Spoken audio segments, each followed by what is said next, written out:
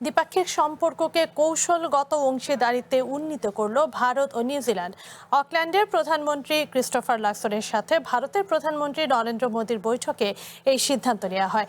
2030 সালের মধ্যে দুই দেশের বার্ষিক বাণিজ্য দ্বিগুণ করে 35,000 কোটি রুপিতে নিয়ে যাওয়ার লক্ষ্য ঠিক করেছেন মোদী ও লাক্সন। একই সাথে প্রশান্ত মহাসাগরীয় অঞ্চলে চায়নার ক্রমবর্ধমান সামরিক প্রভাব ঠেকাতে সমুদ্র সীমার নিরাপত্তা রক্ষা এবং নৌ সহযোগিতা জোরদার করতেও প্রতিরক্ষা চুক্তি করেছে দিল্লি ওয়েলিংটন।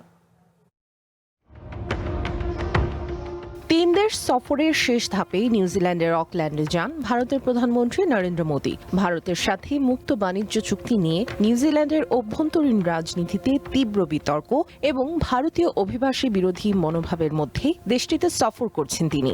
অকল্যান্ডে নিউজিল্যান্ডের ঐতিহ্যবাহী মাওরি আচার ও রাজকীয় গার্ড অফ অনারের মাধ্যমে স্বাগত জানানো হয় ভারতের প্রধানমন্ত্রীকে। 4 দশকের মধ্যে এটি কোনো ভারতীয় প্রধানমন্ত্রীর প্রথম নিউজিল্যান্ড সফর।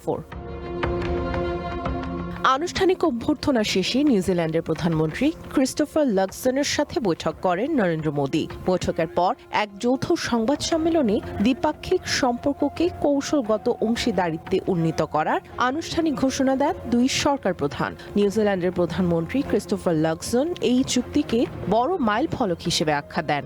নরেন্দ্র মোদী দুই দেশের সম্পর্ককে মেড ফর ইচ আদার বা একে অপরের জন্য তৈরি বলে অভিহিত করেন। বৈঠকে মুক্ত বাণিজ্য চুক্তি বা এফটিএ কার্যকর করে দুই দেশের বাণিজ্য দ্রুত এগিয়ে নেওয়ার অঙ্গীকার করেন দুই নেতা। 2030 সালের মধ্যে দুই দেশের বার্ষিক দ্বিপাক্ষিক বাণিজ্য দ্বিগুণ করার প্রতিশ্রুতি দেন তারা। বর্তমানে এই বাণিজ্যের পরিমাণ প্রায় 18,000 কোটি রুপি, যা 2030 সালের মধ্যে 35,000 কোটি রুপিতে উন্নীত করার লক্ষ্যমাত্রা নির্ধারণ করা হয়েছে। পাশাপাশি আগামী 15 বছরে ভারতে $20 বিলিয়ন বিনিয়োগের প্রতিশ্রুতি দিয়েছে ওয়েলিংটন।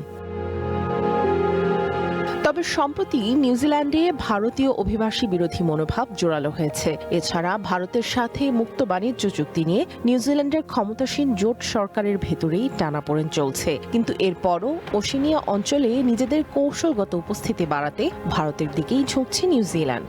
সামরিক ও সামুদ্রিক নিরাপত্তা সহযোগিতা বহু গুণ বাড়াতে প্রতিরক্ষা চুক্তিও করেছে দুই দেশ। সামিয়া জান্নাহ, ওয়ান ইন্টারন্যাশনাল ডেস্ক।